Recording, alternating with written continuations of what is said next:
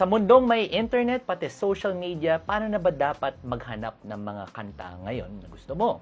Yung gawain before was, bubuksan mo yung radyo, tapos makikinig ka lang, whether nasa sasakyan ka, nag-commute ka, nasa bus, or even at home, and then makikinig ka lang ng radio. Kung meron kang magustuhan na kanta, you will try to get the song title, and then you'll go and buy the CD or cassette doon sa record bar, di ba? Pero syempre, ngayon wala na lahat yun, and everything now is available on demand via streaming like Spotify or YouTube.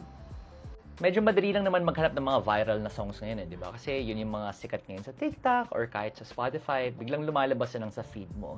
So if you want to find music outside of all of that, para makadevelop ka ng sarili mong taste, maliban sa kung ano yung dinidictate ng algorithm, ay kailangan mo maghanap on your own.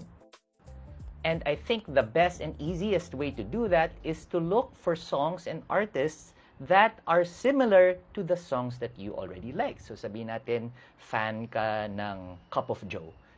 Multo is your favorite song, di ba? So kung i-click mo yon sa Spotify, Cup of Joe, makita ka ng mga artists and songs that are similar in that vein, yung mala synthwave, di ba? Or synth pop. So you can look for acts like Manila Magic, or sabihin natin Brysome, di ba? Or you can even go further back in time and listen to yung mga pinagkuhanan ng ideas ng Cup of Joe. All of these acts from the 80s, di ba? Yung mga new wave era. Yung kagandahan kasi ngayon is you have access to all of these songs already. All you need to do is to look for them. Dati-dati, nung bata ako, for example, we literally had to go to the record store and buy these. Ngayon, you can listen to all of these songs pretty much for free, di ba?